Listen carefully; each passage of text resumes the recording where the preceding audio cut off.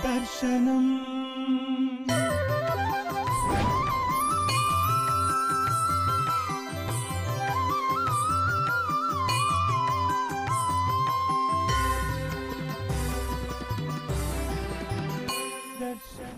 నమస్కారం. నగురోరధికం నగురోరధికం నగురోరధికం. గురువే సర్వస్వం. గురువు యొక్క ఆదేశమే శిరోధార్యం. సాధారణంగా మనం గురువుగా భావించే ఆధ్యాత్మికవేత్తలు, ధార్మికవేత్తలు, ప్రవచనకర్తలు చెప్పే అనేకమైనటువంటి సద్బోధనలను విని ఆచరణలో పెట్టడం, అది వైదిక మార్గంలో ధ్యానం, ఉపాసనం, సదాచారం విషయంలో సాధారణంగా చేస్తూ ఉంటాం. కానీ సేవా మార్గంలో కూడా గురువు యొక్క బోధనల ద్వారా సమాజ సేవలో మనం భాగస్వాములు కావాలని చాలా తక్కువ మంది ఆ దిశగా ప్రయత్నిస్తూ ఉంటారు. ప్రణవ పీఠాధిపతులు, త్రిభాషా సహస్రావధాని, గొప్ప ధార్మికవేత్త బ్రహ్మశ్రీ డాక్టర్ వద్దిపర్తి పద్మాకర్ గురువు గారి బోధనల ద్వారా ప్రభావితులై వందలాది మంది సమాజ సేవలో పునరంకితమవుతూ ఉన్నారు.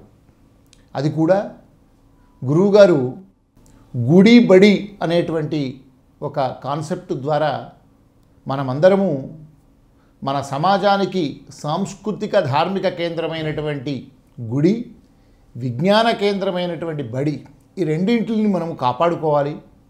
మనందరము ఎక్కడి వాళ్ళము ఎవరి ప్రాంతాల్లో ఉండేటువంటి వారి గుళ్ళను, వారి బళ్ళను శుభ్రంగా ఉంచుకోవడం, ఆ గుడి బళ్ళల్లో చేతనైనటువంటి ఏ విధమైనటువంటి సేవలైనా చేయడం మన కనీస ధర్మం అని చెప్పి గురువుగారు తరచూ వారి బోధనలో, ప్రవచనాల్లో చెప్తుంటారు. అలాంటి ప్రవచనాలకు ప్రభావితులైనటువంటి నవయువ ధార్మికులు, ఆస్తికులు, దాదాపుగా అందరూ సాఫ్ట్వేర్ రంగంలో, వ్యాపార రంగంలో, ఇంకా విభిన్న రంగాల్లో ఉన్నత ఉద్యోగులుగా ఉంటున్నటువంటి యువకులందరూ కూడా ఏకమై గుడి బడి టీమ్గా ఏర్పడి ప్రణవపీఠం నేతృత్వంలో వీరందరూ కూడా ప్రతి ఆదివారము కొన్ని గంటల పాటు మనం ఈ గుడి బడి కార్యక్రమం కింద ఒక గుడినో ఒక బడినో ఎంచుకొని చేతనైనంత సేవ చేద్దాము అని వారు ఒక ఉక్కు సంకల్పంతో అనేక కార్యక్రమాలు చేస్తూ ఉన్నారు. మొదట 10 మంది, 20 మందితో ఆరంభమైనటువంటి ఈ కార్యక్రమం ఒక ఉద్యమంలా సాగుతోంది. ఇవాళ దాదాపు ఒక 40-50 బృందాలుగా ఏర్పడి భాగ్యనగరంలో మొదలైనటువంటి ఈ గుడిబడి ఉద్యమం బెంగుళూరు, చెన్నై, మైసూర్, ఇంకా అనేక విశాఖపట్నం, విజయవాడతో సహా భారతదేశంలోని అనేక నగరాల్లో, అనేక పట్టణాలకు ప్రాకింది. ఇప్పుడు విదేశాల్లో కూడా వద్దిపర్తి పద్మాకర్ గురువు గారి శిష్యులు చాలామంది దీనికి ప్రభావితులై ఈ ఉద్యమంలో భాగస్వాములు అవుతున్నారు.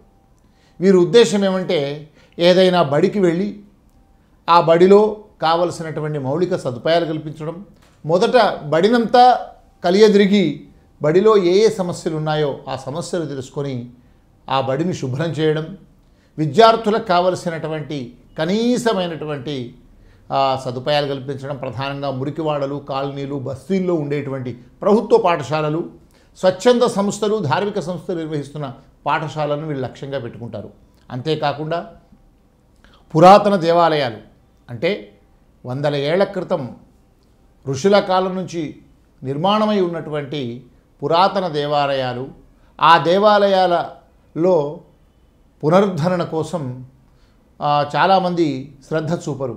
అలాంటి దేవాలయాలకు వెళ్ళి, క్షేత్రాలకు వెళ్ళి మొదట ఆ ఆలయ కమిటీలు, క్షేత్రాల యొక్క కమిటీల యొక్క అనుమతి తీసుకొని అక్కడ పవిత్ర నదులున్నా, ఆలయ ప్రాంగణాలున్నా మొత్తం వందలాది మంది ఈ యువకులు వారే ఛార్జీలు పెట్టుకొని, వారే వసతి ఏర్పాటు చేసుకొని, కేవలం అనుమతి ఇస్తే చాలు అక్కడి యొక్క నిర్వాహకులు, ఆ పాలక వర్గాలు వారు వెళ్ళి వారి తీసుకువెళ్ళిన వస్తువుల ద్వారానే ఆ నదులు మొత్తం శుభ్రం చేయడం లేదా గుడిని మొత్తం శుభ్రం చేయడం చేస్తూ ఒక కొత్త విధానంగా ఎంతోమందికి చైతన్యం కలిగించే విధంగా సమాజంలో ఒక కొత్త మార్పును తీసుకొచ్చే విధంగా ఈ గుడి బడి నినాదం కింద ఈ సేవా ఉద్యమం సాగుతోంది. ఇప్పటిదాకా 500-600 మంది ఈ బృందంలో పనిచేస్తున్నట్టుగా ఆ నిర్వాహకుల ద్వారా తెలుస్తుంది. అసలు ఈ గుడి బడి కాన్సెప్టు ఉద్దేశం ఏంటి, ఎలా మొదలైంది, ఎలా కొనసాగుతోంది, ఎలా ఈ సేవా కార్యక్రమాన్ని నిర్వర్తిస్తారు అనే విషయాన్ని గురువుగారి యొక్క ప్రేరణ పొందిన గురువుగారి శిష్యవర్గంలో ప్రధానంగా ఉన్నటువంటి ఈ గుడి బడి నిర్వాహక వర్గంలో ముఖ్యులు శ్రీ విశ్వనాథ్ గారు నా పక్కనే ఉన్నారు. విశ్వనాథ్ గారు నమస్కారం అండి. ఇప్పుడు వద్దిపర్తి పద్మాకర్ గురువుగారు తమ ప్రవచనాల్లో చాలా చోట్ల యథాలాపంగా సేవా కార్యక్రమాల గురించి, సనాతన ధర్మం గురించి చెప్తూ గుడి బడి అనేటువంటి కార్యక్రమం యొక్క లక్ష్యాలను కూడా తెలియజేస్తూ మీ ప్రాంతాల్లో గుడి బడులను మీరు సంరక్షించుకోండి, సేవలు చేయండి అని చెప్తున్నారు కదా. దానికి ప్రభావితులైన మీరు ఏ విధంగా ఈ ఉద్యమాన్ని చేపట్టారు, దీని లక్ష్యం ఏంటి, ఎలా మొదలైంది, ఎలా కొనసాగుతోంది, దయచేసి తెలియజేయండి. నమస్కారం అండి.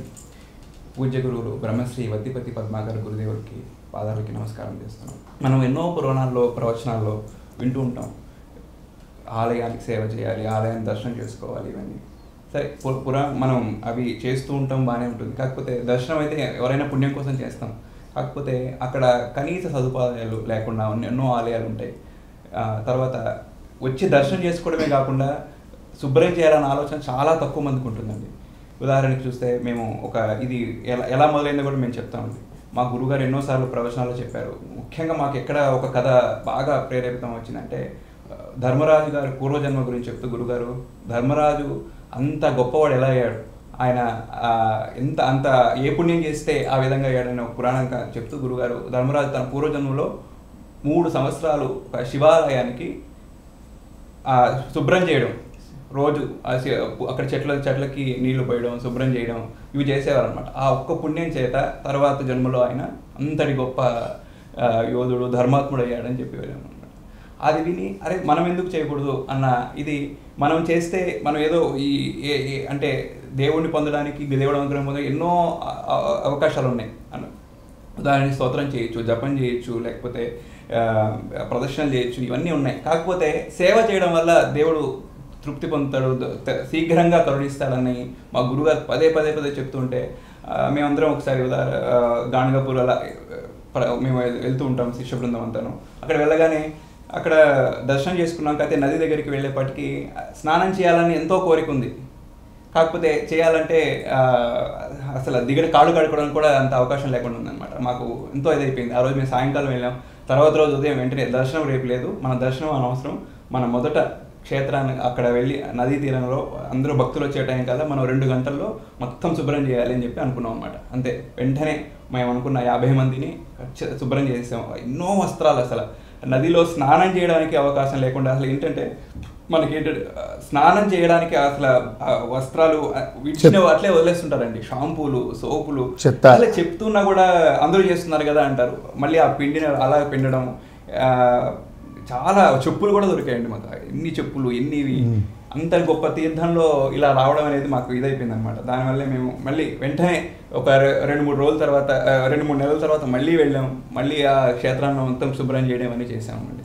ఈ విధంగా ఈ ఒక్క చోటనే కాకుండా మనం అన్ని చోట్ల చేస్తూ ఉంటే బాగుంటుంది కదా అని గురుగారు మాకు ఆదేశం ఇచ్చారు. మొదటి ప్రేరణ గాణగాపురంలో జరిగింది. దాని తర్వాత గురుగారు మమ్మల్ని ఇక్కడే కాదు అన్ని చోట్ల చేయండి, మనం అన్ని చోట్ల ఉన్నారు కదా శిష్య బృందం అని చెప్పారు. ఆ విధంగా గుడి బడి అని గురుగారే దానికి పేరు పెట్టారు. అంటే గుడిలో శుభ్రం చేయడం కాకుండా తర్వాత కొద్దిసేపు మన ధర్మం గురించి, మన మంచి విషయాలు మాట్లాడుకుని ఒక సామూహికంగా లోక కళ్యాణార్థం కోసం ఏదైనా పారాయణ చేయండి. ఉదాహరణకి ఒకసారి సంక్షిప్త రామాయణం గురుగారు పారాయణం చేయించారు. మళ్ళీ హనుమాన్ చాలీసా 108 సార్లు పారాయణం చేశారు. అది చేసిన తర్వాత రోజే మనకి అయోధ్య తీర్పు వచ్చిందనమాట. మా కోరిక కూడా అదే, అయోధ్యలో వెంటనే ఈ తీర్పు రావాలని చెప్పి మేము 2019లో చేసాం. వెంటనే ఆ విధంగా తీర్పు రావడం చూస్తే సామూహికంగా ఏదైనా చేస్తే మనకి ఎంతో బలం ఉంది, ఫలితం వస్తుందని మేము గురుగారు మాకు ఎంతో దారి చూపించారు ఆ విధంగా. ఈ విధంగా ఇప్పుడు దాదాపు 30-40-35 చోట్ల ప్రాంతాల్లో ఈ గుడిబడి కార్యక్రమం జరుగుతుంది తరచు. ఎంతమంది ఉన్నారు మొత్తం? అంటే ఈ భాగ్యనగరంలోనే మాకు గ్రూపే 400-500 మంది ఉంటారు. అయితే యాక్టివ్గా అంటే నెలకి 1 వారం లేదా 2 వారాలు ఖచ్చితంగా జరుగుతుంది.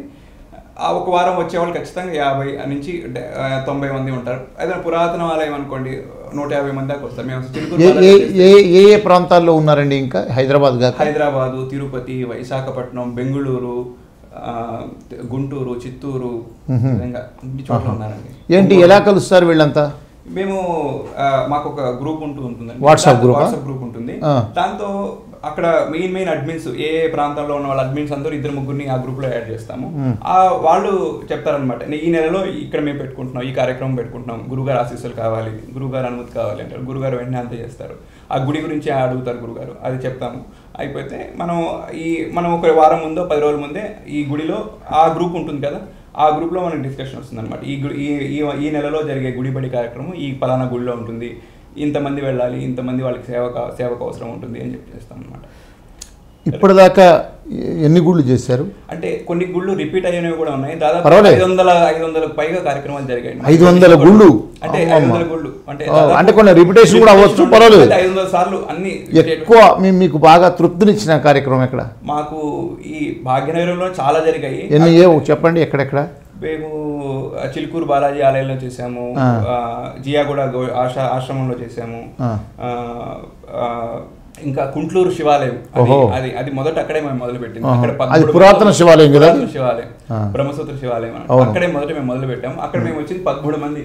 మేము అక్కడ సంకల్పం చేసుకున్నాం, ఇది మనం కోసం కాదు, ధర్మరక్షణ ఇవన్నీ మన బాధ్యత. మనం చేస్తే 10 మంది చేస్తారు. కేవలం ఆలయం అంటే దర్శనం ఏదో పుణ్యం కోసం, పురుషార్థం కోసం ఆలయ దర్శనం కాదు. మనం చేస్తే మన తరాలు నెక్స్ట్ వచ్చే జనరేషన్ వాళ్ళు అన్ని పాటిస్తారు అనే ఉద్దేశంతో గురుగారు మాకు చెప్పడం, వారు ప్రతిదీ మాకు ప్రోత్సహించడం మా అదృష్టంగా భావిస్తాం. అదే ఒక 500-600 చోట్లకు వెళ్ళారంటే చాలా గొప్ప విషయము. ఇప్పుడు రీసెంట్గా మీరు పండరీపురం వెళ్ళినట్టున్నారు కదా? అవునండి, ఒక 3 వారాలు అవుతుందండి. ఎందుకు పండరీపురం వెళ్ళాలని ఎందుకు అనిపించింది? అక్కడ చంద్రభాగా నది గురించి కానీ, చంద్రభాగా తరంగాలు కానీ, భక్తుల గురించి కానీ ఎంతో వింటుంటాం. పాండురంగుని దర్శనం కోసం ఎంతో పరితపిస్తుంటాం. కాకపోతే అక్కడ నది స్నానం చేయడానికి చూస్తే నీళ్లు తక్కువ ఉంటాయి. ఆ తక్కువ నీళ్ళల్లో అసలు స్నానం చేయడానికి ఏ ఒక్క చోట కూడా అవకాశం ఉండదండి. కనీసం కాళ్ళు కడుక్కుందామన్నా చాలా ఇబ్బందిగా ఉంటుంది. కాకపోతే ఆ తీర్థాన్ని మనం బయట విమర్శించలేం, అరే అలా ఉంది అంటే మనకి ఏదో వస్తుందని. కాకపోతే దాన్ని చేయడానికి ఎవరు ముందు రారు. ఆ విధంగా మేము గురుగారు చెప్తే అందరూ ఇలా కాదు, ఒకరిద్దరు అయితే మనకి ఇది కాదు అని ఒక 50-60 మంది వెళ్ళండి అని చెప్తే మేము ఒక ఆర్టీసీ బస్సు సపరేట్గా మాట్లాడుకున్నాం. ఇక్కడ నుంచి సెపరేట్గా ₹1,00,000 ఖర్చు పెట్టి ఒక ట్రాన్స్పోర్ట్ కోసం ట్రాన్స్పోర్ట్ అంతే, అకామిడేషన్ అన్ని మేమే చూసుకున్నాం. అకామిడేషన్, భోజనాల సంగతి మేము ఏ ఆలయాన్ని కూడా మాకు ఇవాళ ప్రొవైడ్ చేయండి, ఏమి అడగమండి, మాకు వెళ్ళా కావాల్సింది స్వామి, మాకు అవకాశం ఇవ్వండి చాలు.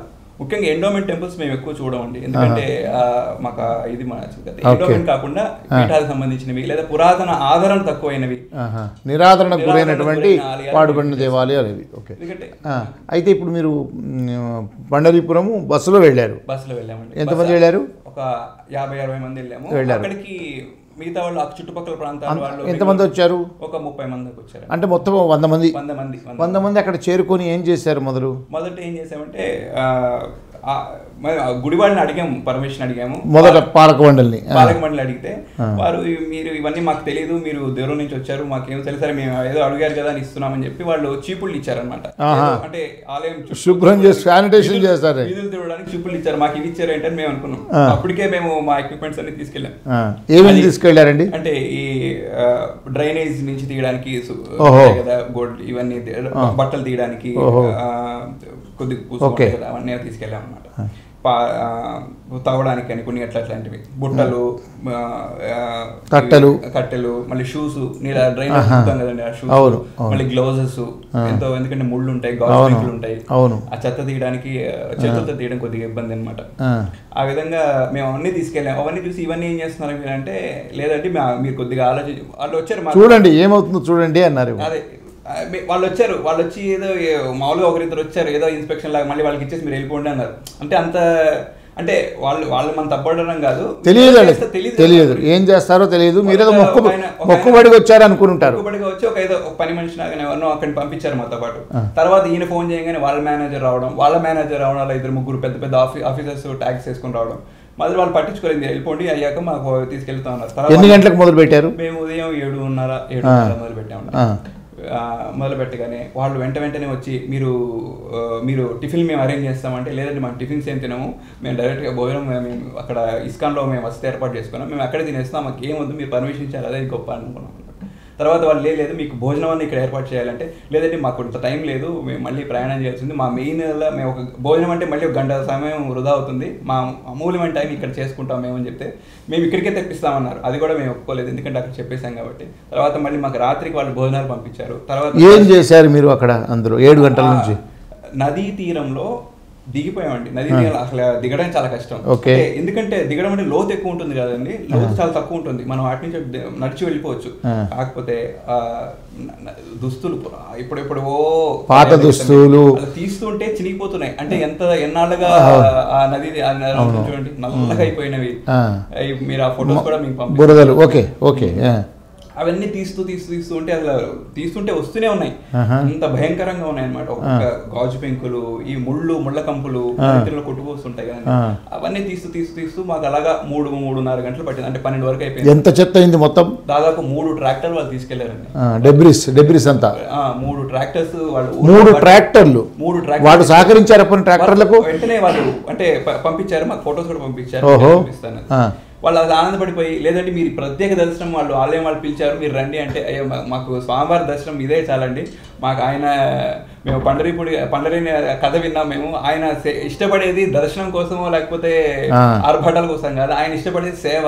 ఆ పండరీనాథుడు ఆయన పండరీనాథుడు ఎందుకు వచ్చాడు అంటే, ఆయన తల్లిదండ్రులు చేసే సేవ చూసి ఆయనే వచ్చాడు. ఆ విధంగా మా గురుగారి మీద నమ్మకం, మా గురుగారు ఇదే చెప్పారు, మేము సేవ చేస్తే ఆయన ఏదో విధంగా మాకు వచ్చి దర్శనం ఇస్తారు, మేము మళ్ళీ చూస్తామంటే, లేదు మీరు ఖచ్చితంగా 2 రోజులు ఉండండి, మీకు వసతి ఎంత ఏర్పాటు చేస్తామని వాళ్ళు ఎంతో రిక్వెస్ట్ చేశారు.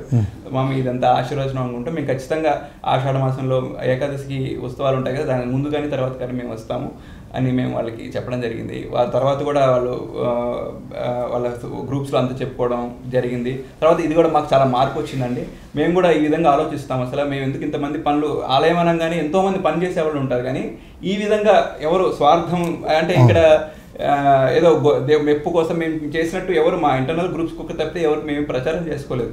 కాకపోతే ఇవి చేసుకోవడం ఒక విధంగా మంచిది, ఎందుకంటే 10 మంది దీన్ని చూసి ఒరే మనం కూడా ఈ ఆలయాలకు వెళ్తే కేవలం దర్శనమో లేకపోతే పుణ్యం కోసం కాదు, ఈ విధంగా మనం కార్యక్రమాలు చేయడం వల్ల 10 మంది చేసే అవకాశం వస్తుంది అని వాళ్ళు అన్నారు. విశ్వనాథ్ గారు, ఇప్పుడు మీరు అక్కడ ఈ 100 మంది చంద్రభాగా నదిలో ఈ శుభ్రం చేసి దాదాపు 3-4 ట్రాక్టర్ల ఆ డెబ్రిస్ చెత్తనంతా కూడా తీసేయిస్తారు కదా, అక్కడి యూత్ కానీ అక్కడ స్థానికులు కానీ అక్కడ ఇంకా అంటే ఆలయం వాళ్ళు కాక బయట వాళ్ళు కానీ అక్కడ రాజకీయ నాయకులు కానీ వాళ్ళ దృష్టికి ఏమైనా వచ్చిందా? వాళ్ళు ఎవరైనా మీతో మాట్లాడడం చేశారా? లోకల్ వాళ్ళు మాతో మాట్లాడి బహుత్ అచ్చా కామ్ కరే అని చెప్పి వాళ్ళు నమస్కారం చేశారు. ఇంకా పడవ వాళ్ళు అయితే పాపం ఎంతో ఇది, మీరు ఎక్కడికి వెళ్ళాలి చెప్పండి, మేము మిమ్మల్ని ఉచితంగా తీసుకెళ్తాము అంటే వాళ్ళకి ఎంతో ఇది కదండి.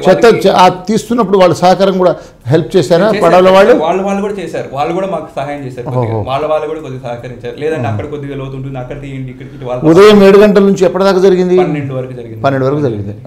మేము పలహారాలు కూడా ఎవరు చేయలేదండి, డైరెక్ట్ గా ఇంకా భోజనం చేసి మళ్ళీ, ఎందుకంటే 10 గంటలు కాబట్టి బాగానే చాలా ముందు తర్వాత చాలా నీట్గా అయిందా? అలా దిగితేనే సమస్య అనుకునే వాళ్ళం, మళ్ళీ మేము స్నానం చేసే విధంగా కలిగిందంటే మాకు పరిశుభ్రం చేశారు. ఇది ఇలాంటి పండరీపురం లాంటి క్షేత్రాలు ఇంకెక్కడెక్కడికి వెళ్ళారు మీరు? మేము మంత్రాలయం కూడా వెళ్ళామండి. మంత్రాలయం ఒకసారి వెళ్తే వారు పర్మిషన్కి అంటే కొత్తగా కాబట్టి ఎవరు పర్మిషన్ ఇవ్వడానికి అంతగా మొదట ఒప్పుకోలేదు, కాకపోతే మేము కొన్ని వీడియోలు ఫొటోస్ అవన్నీ చూపిస్తే రండి అని చెప్పారు. మంత్రాలయం అవన్నీ చేస్తే వాళ్ళు ఇది అన్నారు, మా గుడిలో ఇంత చెత్త ఉంటుందని మాకు తెలియదు అని చెప్పారు. ఆ స్వామివారు కూడా మమ్మల్ని ఆశీర్వదించారు. తర్వాత వెంటనే 1.5-2 నెలల్లో మళ్ళీ వాళ్ళు మమ్మల్ని ప్రత్యేకంగా పిలిపించారు. మేము అప్పుడు కూడా వెళ్ళామండి. అది ఇంకా ఇంకా అహోబలం మెయిన్ అండి. అహోబలంకి దాదాపు 200 మంది దాకా వెళ్ళామండి. 2 బస్సులు ఆర్టీసీ అవునా? హైదరాబాద్ నుంచి మేము వెళ్ళినా ఖచ్చితంగా అవుట్ స్టేషన్స్. అక్కడ ఏం చేశారు? అక్కడ భవనాశ్రీ తీర్థానికి ఎక్కువ ప్లాస్టిక్ అండి, నీళ్లు తక్కువే ఉంటాయి. అంటే మీరు ప్లాస్టిక్ నిరోధము, ప్లాస్టిక్ ఉండొద్దు అనేది కూడా మీ యొక్క ఆశయంలో ఒకటే? సందేహం లేదండి. ఎందుకంటే ఇవి మనం వెళ్తుంటే ఎప్పుడు నీళ్లు తాగేయడం పడేయడం, నీ యూజ్ అండ్ త్రో లాగా అయిపోతుందండి. అది దానివల్ల మనం ఏదో చిన్నగా అనుకుంటాం కానీ అది ఎంతో ఇబ్బంది అయిపోతుంది. నీళ్ళు ఆగిపోతుంటాయి, చాలా ఇబ్బంది అయిపోతుంది. అవన్నీ శుభ్రం చేయడమే మేము మెయిన్గా పెట్టుకున్నాం. తర్వాత మేము శుభ్రం చేశాక నీళ్ళన్నీ చక్కగా రావడము, తాగడం కూడా జరిగింది అనమాట. ఓహో, ఇప్పటిదాకా దాదాపు 500-600 చోట్ల జరిగింది. అంటే 40 మంది 40 టీమ్స్ కలిపి ఇట్లా. ఇప్పుడు ఈ గుడిబడి ఉద్యమం ఇంకా దాని భవిష్యత్ కార్యాచరణ, ఇంకా ఈ అనుభవాలతో దీన్ని ఇంకెలా విస్తరణ చేయాలనుకుంటున్నారు? మీ లక్ష్యం ఏంటి? మా లక్ష్యం అంటే ఏంటంటే ఇది అందరికీ రీచ్ అవ్వాలి. మేము మహా అనుకుంటే మీరు అన్నారు కదా, మనం ఈ 3 ఏళ్లలో కేవలం ఒక 500 గుళ్ళే మీరు గొప్పగా అంటారు. 500 చేశారా అంటే మేము 500 చేసామని మేము భావిస్తున్నాం. ఎందుకంటే ఎన్నో క్షేత్రాలు, లక్షల కొద్ది ఆలయాలు ఉన్నాయి, ఎన్నో ఇవి ఉన్నాయి. వాటన్నిటికీ మేము రీచ్ అవ్వాలి. ఇప్పుడు ఉదాహరణకి మేము గుడిబడి చేసాక ఏంటంటే, గుడికి మళ్ళీ మేము వెళ్ళడం కాకుండా ఆలయ సిబ్బంది మమ్మల్ని మళ్ళీ పిలుస్తారు. స్వామి ఉత్సవాలు ఉన్నాయి, మీరు సహకరించాలి. ఎక్కడంటే ఇక్కడ పాతకాలంలో అందరూ ఏదైనా ఉత్సవాలు వచ్చినా అందరికీ సొంత ఊర్లు ఉండేవి. ఆ ఊర్లో వెళ్ళి అక్కడ పార్టిసిపేట్ చేయడం, సేవా కార్యక్రమాలు చేయడం. ఇక్కడ ఏమైందంటే అందరూ సిటీల్లో వచ్చేసాక ఆలయాలకి సేవా బృందం తక్కువైపోయిందండి. అందరూ ఏంటంటే ఏదో అభిషేకాల టికెట్ కట్టడమో లేకపోతే ఇలా చేసుకుని రావడమే తప్పితే, అరే మనం ఈ నిర్వహణకి కొద్దిమంది సిబ్బంది అవసరం, సేవా కార్యక్రమం కొద్దిమంది అవసరం. ఉదాహరణకి పంతులు గారు ఉంటారు, అర్చక స్వామి వారు ఎండోమెంట్ కాకుండా ఉండొచ్చు, కాకపోతే వారికి జీతం ఎంత వస్తుంది, లేకపోతే వారి కనీస అవసరాలు ఏమిటి అవి అడగడం కానీ ఎవ్వరు ఉండరు. ఆ అవకాశాన్ని మేము తీసుకుంటున్నాం అనమాట. అట్లా ఆ విధంగా అందరూ చేస్తే మనకి ఇది తగ్గిపోతుంది కదా, ఆలయాలకు వెళ్ళకపోవడం అనేది తగ్గిపోతుంది. అందరూ మా లక్ష్యం ఏంటంటే ఒక్కొక్క ఆలయాన్న దత్తత తీసుకోండి. దత్తత అంటే మనం ఏం చేయడం కాదు, మనం ఏ అవసరం వచ్చిన ఆలయానికి మేము ముందుండి చేస్తాము, మేము 10 మంది ఉండి చేస్తామన్న వాళ్ళకి భరోసా ఇస్తే వాళ్ళు చక్కగా కార్యక్రమాలు నిర్వహిస్తారు. చాలా గుళ్ళు చూస్తే వార్షికోత్సవాలు జరగట్లేదు, ఉత్సవాలు జరగట్లేదు, నవరాత్రులు జరగట్లేదు. ఎందుకంటే అయ్యా మేము చేస్తే 10 మంది వస్తున్నామండి, ఎవరు చేసేవాళ్ళు లేరు, మేమంటే డబ్బులు కట్టేస్తామంటారు. అసలు డబ్బులు ఇచ్చినా చేసేవాళ్ళు ఉండాలి కదా, చేసేవాళ్ళు లేరు. అది కాకపోతే ఇప్పుడు ఇందులో మీ టీంలో అందరూ సాఫ్ట్వేర్ అయినా వేరు వేరు రంగాల వాళ్ళు ఎలా ఉన్నారు? చాలా మంది సాఫ్ట్వేర్, అయితే ఎక్కువ మంది యూతే ఉన్నారు. ఏజ్ గ్రూప్ ఎంత ఉందండి? ఏజ్ గ్రూపు 17 నుంచి 40 ఉండేవాళ్ళు చాలా ఎక్కువ మంది. ఇంకా పెద్దవాళ్ళు కూడా ఉన్నారు. పెద్దవాళ్ళు కూడా. ఇప్పుడు ఎప్పుడైనా కలిసి మాట్లాడుకుంటారా అందరూ? మేము ఖచ్చితంగా మాట్లాడతామండి. నెలకు ఒక్కసారి ఖచ్చితంగా మాకు గ్రూప్స్ అవన్నీ ఉంటాయి. గురుగారు మమ్మల్ని ఖచ్చితంగా ఆశీర్వదిస్తూ ఉంటారు. తరచూ కూడా ఏదైనా కూడా వాళ్ళందరూ గుర్తుపడతారు. మాకు అదృష్టం అంటే గురుగారు ఏ ఊరు వెళ్ళినా అక్కడ ఖచ్చితంగా గుడిబడి బృందం ఖచ్చితంగా వెళ్తారు. గురుగారు ఎంత బిజీగా ఉన్నా గుడిబడి వాళ్ళు వచ్చారని వెంటనే మన అర్ధరాత్రి 10 సరే గుడిబడి వాళ్ళు రండి అంటారు. ఇంత ఇది ఉన్నా అది మాకు అదృష్టం అనుకోని చెప్పాలి. అది అందరూ ఆనందపడేది కూడా అక్కడే. గురువులు అంటే ఏదో దూరంగా ఉండడమనే కాదు, అందరికీ దగ్గర అవుతే వారు గురువు యొక్క లక్షణం, గురువు చెప్పేది అది కదా, సామాజిక మార్పు తీసుకురావడము, యువతలో ఈ సామాజిక చైతన్యము, సామాజిక సేవ కోసం ప్రేరేపణ చేయడం గ్రేట్. అలా ఎంతో మంది మహానుభావులు గురువులు చేస్తున్నారు. దాంతో మా గురువు గారు కూడా ప్రపంచంగా మా అందరికీ అవకాశం ఇస్తున్నారు. ఇక ఇప్పుడు ఉత్తరాదిన కాశీ, నైమిషారణ్యము అటు కూడా ప్లాన్ ఉందా మీకు ఏమన్నా? కాశీలో కూడా చేసామండి. చేశారా? గంగానే చేసామండి. ఏ ఘాట్లో? మాకు 20-30 మంది మేము పంచక్రోశ యాత్ర చేసాం. పంచక్రోశ యాత్ర మాకు ఆలయ సిబ్బంది మాకు అవకాశం ఇచ్చారు. 1 గంటలో వాళ్ళు చేసేసి మొత్తం. అవునా? ఓకే. ఎప్పుడు ఏ ఇయర్లో? ఒక 2022 అండి. 22 కేదార్ ఘాట్ దగ్గర రష్ తక్కువ ఉంటుంది కాబట్టి మేము వెళ్ళినప్పుడు గుడి మమ్మల్ని గుర్తుపడతారు వాళ్ళు. మేమంతా అది క్లీన్ చేసేస్తాం అనమాట. పైపు పెట్టి శుభ్రం చేయడం, ఇవన్నీ ఆ మెట్లు తిరగడం, ముఖ్యంగా ఆ ఘాట్స్ అండి, ఘాట్స్ కానీ కేదార్ ఘాట్ కానీ ఇట్లాంటి ఘాట్స్ క్లీన్ శుభ్రం చేయడం అని చేసాం అనమాట. ఇప్పుడు మీతో పాటుగా మన అశోక్ గారు కూడా ఉన్నారు ఇక్కడ. అశోక్ గారు నమస్కారం అండి. మీరు కూడా ఇందులో క్రియాశీలకంగా వ్యవహరిస్తున్నారు. గురువుగారు కూడా చెప్పారు, విశ్వనాథ్ గారితో పాటుగా అంటే టీంలో లీడ్ చేస్తున్న వాళ్ళలో మీరు కనుక ఏంటి మీ అనుభవం ఏంటి? గుడిబడి కార్యక్రమం మీ యొక్క పాత్ర ఏంటి? శ్రీ గురుభ్యో నమః. ముందుగా దర్శనం పత్రిక వారిని ఒక మహాసముద్రంగా పోలుస్తుంటారు. ఎందుకంటే గొప్ప గొప్ప వ్యాసాలన్నింటినీ వారు సేకరించి గొప్ప గొప్ప రత్నాలన్నీ సముద్రంలో దాచినట్లుగా గొప్ప గొప్ప వారందరి యొక్క రత్నాలని, వారు రాసిన వ్యాసాలన్నింటినీ దర్శనం అనేటువంటి ఒక సముద్రంలో అందరికీ అందుబాటు ధరలో అందించారు.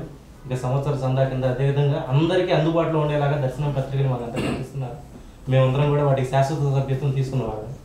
అయితే ఈరోజు అంశంలో గుడిబడి గురించి మాట్లాడడానికి మాకు దీని గురించి ఎక్కువగా 10 మందికి తెలియజేయడానికి మీరు అందిస్తున్నటువంటి ప్రోత్సాహం నిజంగా మా బాధ్యత. అది మీ బాధ్యత. అయితే ఇప్పటికీ మేము పేరుకి అంటే కనబడుతున్నవే 35 బృందాలు ఉన్నాయి. అంటే 35 చోట్ల, అది తిరుపతి, నెల్లూరు, కర్నూలు, నంద్యాల, అహోబిలం, గుంటూరు, మంగళగిరి, వైజాగ్, మళ్ళీ వైజాగ్ దగ్గరలో చుట్టుపక్కల 3-4 ఊర్లు, హైదరాబాద్ అంటే హైదరాబాద్ చుట్టుపక్కల 3-4 ఊర్లు, బెంగళూరు అంటే అదొక మహానగరం. కానీ ఒక చోట గుడిబడి జరుగుతుందంటే అది 40 కిలోమీటర్లు ఉన్నా 50 కిలోమీటర్లు ఉన్నా, వయసు మీద పడిన వారైనా సరే, వయసు తక్కువ ఉన్న వారైనా సరే, పిల్లల్ని కూడా తీసుకొచ్చి వాళ్ళతోటి ఏదో ఒక మొక్కలు నాటించండి. ఇప్పుడు తిరుపతిలో నమ్మాలవారి దేవాలయం ఉంటుంది. ఆ నమ్మాలవారి దేవాలయంలో 100ల కొద్ది తులసి మొక్కలు చుట్టూ నాటారన్నమాట. అదేవిధంగా మేము గానుగాపూర్ వెళ్ళాం. గానుగాపూర్లో సుప్రసిద్ధ దత్తాత్రేయ స్వామివారి క్షేత్రం. అక్కడికి వెళ్ళినప్పుడు ప్రజలు ఎక్కువగా అమాయకులు అని చెప్తారు. ఎందుకంటే ఆ చీరని ఏం చేయాలో తెలియదు, ఆ కొబ్బరికాయలను ఏం చేయాలో తెలియదు, లేకపోతే ఆ పసుపు ప్యాకెట్లు, కుంకుమ ప్యాకెట్లు ఏం చేయాలో తెలియదు. వాటిని అక్కడ పడేస్తూ ఉంటారు. అది ఒకళ్ళు చేస్తేనేమో అది ఒక వ్యక్తి యొక్క సమస్య. అతన్ని చూసి ప్రేరేపితులై 100ల మంది చేస్తే అక్కడ ప్రవహించాల్సినటువంటి నది, ఒకప్పుడు స్వచ్ఛమైన నీటినిచ్చిన నది, ప్రస్తుతానికి కాలువలాగా, తర్వాత కాలంలో కాలువలాగా మరి ఇప్పుడు అది మురికి కాలువలాగా అయిపోయింది. ఒక కాలంలో కాలువలు అంటే చిన్న చిన్న నదుల నుంచి వచ్చే పాయలుగా చెప్పుకునేవాళ్ళు. ఇప్పుడు కాలువలు అంటే మన వ్యర్థాన్ని ఏర్పాటు చేసి, అవి సుప్రసిద్ధ క్షేత్రాల్లో కూడా అలా మారిపోవడం కొంత బాధాకరం. అక్కడ ఆలయ సిబ్బంది ఎంతో భక్తితో చేస్తున్నా వారికి కొన్నిసార్లు సాధారణ పౌరుల యొక్క శక్తి అవసరం. వ్యవస్థలకి ఎప్పుడైతే ఒక మనిషి తన వంతుగా బాధ్యతగా స్వీకరిస్తాడో, అబ్బో ఇక్కడ మురికిగా ఉంది, నేను ఇక్కడ స్నానం చేయను అని అనుకోకుండా, ఇక్కడ మురికిగా ఉంది, మేము ఒక 10 మంది చేరితే, నాకు ఒక 4 చేరితే, లేకపోతే నేను ఒక్కడైనా సరే వెళ్ళి చేస్తానని చేసిన వాళ్ళు. ఇప్పుడు మౌంటైన్ మ్యాన్ అని ఒక ఆయన గురించి చెప్పుకుంటా ఉన్నాం. 20 కిలోమీటర్ల కొండను కొట్టేసి ఒక దారిని ఏర్పాటు చేశాడు. అదేవిధంగా పంజాబ్లో ఒక సింగ్ గారి గురించి చెప్పుకుంటుంటాం. ఒక నది మొత్తాన్ని 120 కిలోమీటర్లు శుద్ధి చేశారు. అలా ఒక వ్యక్తి కొన్ని సంవత్సరాల తరబడి చేసిన పనిని ఒక వ్యవస్థగా ఒక 4 ఒక 10 మంది కలిసి ఏర్పాటు చేస్తే ఆలయం శుద్ధి చేయడం అనేటువంటిది చాలా చిన్న విషయం. అది ప్రత్యేకంగా గుడి బడి అనేటువంటి వ్యవస్థను మనం ఏర్పాటు చేసుకున్నప్పుడు ప్రత్యేకించి మేమేమి వారి నుంచి కోరుకునేదల్లా ఒక పర్మిషన్ మాత్రమే. సార్ మీరు ఒక అనుమతి ఇవ్వండి, మేము ఆలయాన్ని శుభ్రం చేస్తాం. ఆలయ కమిటీ వారు తప్పక ఇలా చేసుకున్న కొంతమంది మొక్కుబడులేమో అనుకొని అలా పర్మిషన్ ఇస్తారు. అలా పర్మిషన్ ఇచ్చిన తర్వాత అందంగా ఇప్పుడు మీకు చెప్పాలి, ముందు ఆలయ పరిసరాల వరకు శుభ్రం చేసుకోండి అని చెప్తారు. అంటే ఆలయం చుట్టూతా అండ్ ముందు ఏం చేస్తారో తెలియదు కదా. అందుకని అక్కడ పిచ్చిగా మెలిసిన మొక్కలన్నింటినీ తీసేస్తాం, కొత్త మొక్కల్ని నాటుతాం కొన్ని షాట్ల. ఆ తర్వాత ఆలయ పరిసరాలు చేసిన తర్వాత మరొకసారి పిలుస్తారు వాళ్ళే, నైనా ఈసారి ఆలయం లోపల చుట్టూతా చేయండి అని అంటారు. ఆలయం చుట్టూతా చేసిన తర్వాత బాబు బ్రహ్మాండంగా చేస్తున్నారు, ఒకసారి ఆ నంది దగ్గర ఉన్నటువంటి ఆ కవచాన్ని కొంచెం క్లీన్ చేసివ్వండి. ఆ తర్వాత గర్భగుడిలో ఉన్నటువంటి మకర తోరణాలని, గర్భాలయం పైన ఉన్నటువంటి దేవాలయాలని, ఆ దేవాలయాల పైన కొన్ని మొక్కలు ఏర్పడుతూ ఉంటాయి. కొంతమందికి భయం, చేయాలంటే భయం కొంత, అదేవిధంగా చేసేవాళ్ళు లేక, అలాంటప్పుడు గురువు గారు చెప్పిన దాన్ని ప్రేరేపించి, ఇప్పుడు పని చేసేవాడిని నువ్వు నా ముందు చొక్కా వేసుకొని కూర్చోకూడదు, నుంచోకూడదు అని అంటే పని అవ్వదు. కాబట్టి ఆ పని కోసమే వచ్చినప్పుడు అది మురికి కాలువలాగా ఉన్నా దాంట్లోకి దిగడానికి మనం ఇప్పుడు క్రికెట్ ఆడేటప్పుడు, చిన్నపిల్లలు క్రికెట్ ఆడేటప్పుడు కాలువలో ఉన్న మందిని తీసుకోవడానికి సరదాగా వెళ్ళి తీసేసుకుంటారు. కొంచెం పెద్ద అయ్యాక బాలు ఆ కాలువలో పడితే నేను నువ్వు వెళ్ళి తీరా అని అంటారు. అలాగే ఇప్పుడు ఆలయం దగ్గర ఆ పరిసరం బాగాలేదు అని అనుకున్నప్పుడు దాని గురించి తిట్టుకోకుండా అది మన ప్రథమ బాధ్యత అని భావించి ఆలయాన్ని శుభ్రం చేసి, అంటే అదేదో ఒక రోజులో అయిపోయే పని కాదు, ఒక్కడితోటి అయ్యే పని కాదు. ఒక 10 మంది కలుస్తారు, మొదలు పెట్టాలంతే, 10 సార్లు చేస్తారు. అలా 10 సార్లు చేయగా 10 మంది ప్రేరేపితులు అవుతారు. మేము ఎక్కడ గుడిబడి చేసినా సార్, నేను తక్కువే చేసినా, ఎక్కడ గుడిబడి చేసినా 10 మంది మేము వెళ్ళామంటే అక్కడ చుట్టుపక్కల ఉన్న స్థానికులు ఒక 2 ఖచ్చితంగా మేము కూడా చేస్తాం సార్ అని చెప్పి స్థానికులకు కూడా ప్రేరణ కలుగుతుంది. అవును.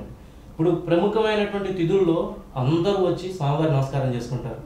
ఆ రోజు దర్శనానికి మాకు లేట్ అయిపోతుందని బాధపడతారు. కానీ ప్రముఖమైన తిథి వెళ్ళిపోయింది, ప్రముఖమైన గడియలు వెళ్ళిపోయినాయి అని అంటే ఆ నది వైపు కానీ ఆ దేవాలయం చూసే రోజులు తగ్గిపోయాయి. గురువు గారు కూడా అదే అంటారు, వీకెండ్ లో స్వామివారి దర్శనం చేసుకుంటాం, ఆ రోజు మాకు ఆశీర్వచనం స్వామి, మిగిలిన 5 రోజులు మీరు వైకుంఠంలో ఉన్నట్టుగా అయిపోతుంది అనమాట. కాకపోతే ఆ మిగిలిన రోజుల్లో కూడా అందుకని ఆలయం వారిని అడుగుతాం, సార్ మీకు ఏ రోజు రద్దీ తక్కువగా ఉంటుందో ఆ రోజు మాకు చెప్పండి, లేదంటే ఒక ప్రముఖమైన తిథిలో ఇక్కడ స్నానాలు చేయాలి, ఆ ముందర రోజన్నా పిలవండి, తర్వాత రోజన్నా పిలవండి, మేము వచ్చి చేసి వెళ్తాం అని ఎవరికి వారే, ఇందులో ఒకరు లీడరు, వారు సబ్ లీడరు, అట్లా కమిటీలు అందరూ సమానమే, ఒక వ్యవస్థలో ఒక రిప్రజెంటేటివ్ అంతే.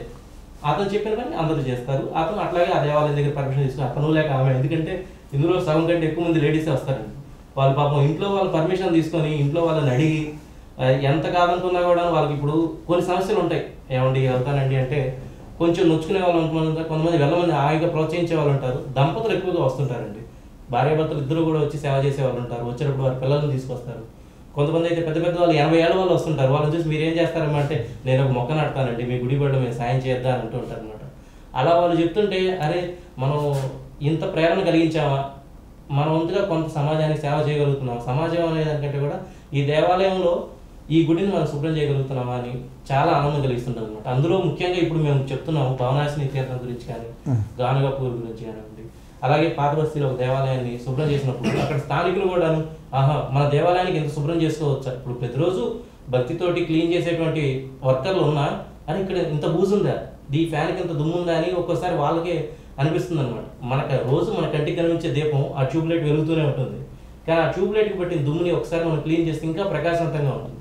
అదొక చిన్న ఎగ్జాంపుల్ అయినా కూడా మన గుళ్ళకి మన పరిసరాలకి మనం చేసుకోవాల్సిన కనీసం ఎలా మీరు మానిటర్ చేస్తున్నారు ఇవి మానిటర్ చేయడం అన్నా కూడా అండి ఒక గురువు పర్యవేక్షణ ఒక గొప్ప మాటని ఇక దాని కర్తవ్యం గురువాక్యంతో కర్తవ్యం అనేటువంటి మాటని తీసుకుని దాన్ని ఏ క్షేత్రాల్లో వాళ్ళు మేము ప్రస్తుతానికి వాట్సాప్ గ్రూప్లో క్రియేట్ చేసుకున్నాం, ఎక్కడెక్కడ గుడిబడి చేస్తున్నారు అని అడుగుతాం అంతే.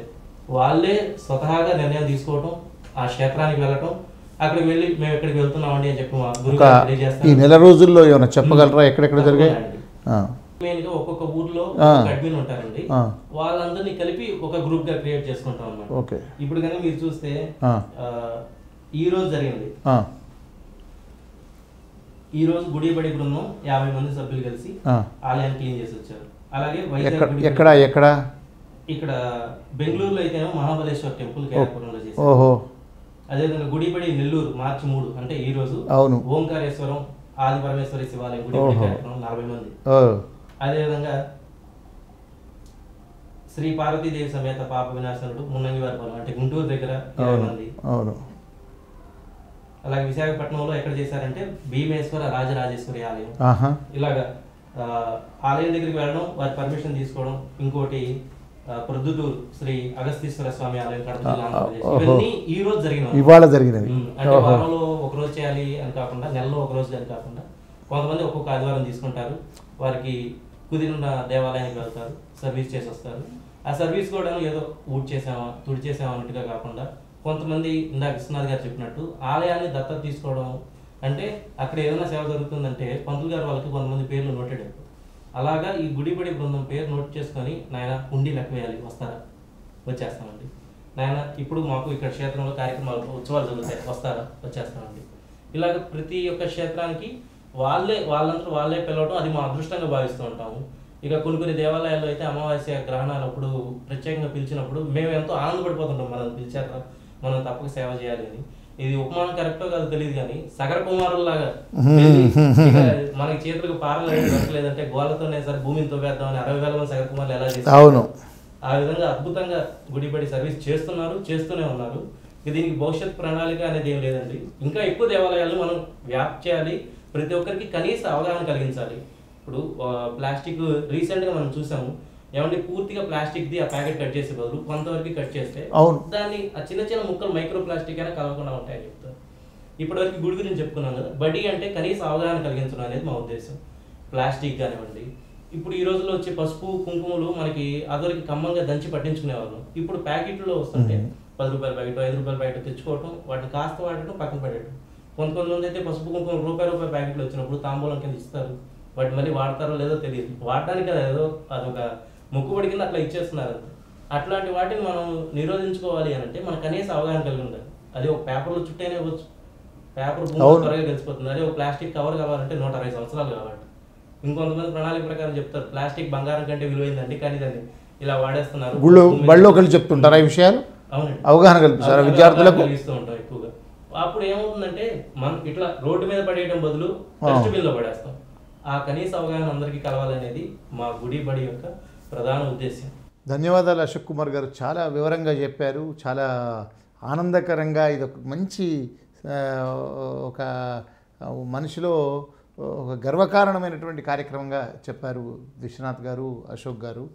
ఇదండి ఒక మహానుభావుడి, ఒక ప్రవచనకర్త, ఆధ్యాత్మికవేత్త ప్రవచనాలు విని ఆనందించి వెళ్ళే కన్నా వారు చెప్పిన విషయాలను, ఆలోచింపజేసే విషయాలను మనం అనునయించుకొని వాటిని ఆచరించే దిశగా వెళ్ళడమే ఈ యువ ధార్మిక బృందం చేస్తున్నటువంటి కార్యక్రమం. వీళ్ళలో చాలామంది 17 ఏళ్ల నుంచి 35-40 ఏళ్ల వరకు ఉన్నటువంటి యువకులే ఎక్కువ మంది. అంతకు పెద్ద వయసు వాళ్ళు కూడా జాయిన్ అవుతున్నారు, కానీ ఎక్కువ మంది వీళ్ళందరిలో సాఫ్ట్వేర్ ఇంజనీర్లు ఎక్కువ.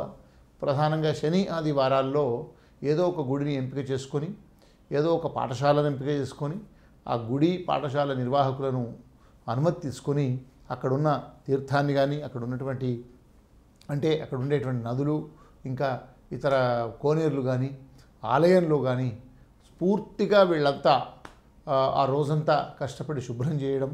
శుభ్రం అంటే వీరి వల్లే మొత్తం శుభ్రమైద్దని కాదు, ఒక చక్కని సందేశం. మనం మన ఆలయాన్ని కాపాడుకోవాలి, మన ఆలయాన్ని శుభ్రం చేసుకోవాలి అనే ఒక సందేశాన్ని సమాజానికి అందించడంతో పాటు వాళ్ళు తృప్తిగా మేము ఒక సేవ చేయగలిగాము, ఒక ధార్మిక కార్యక్రమం చేయగలిగాము.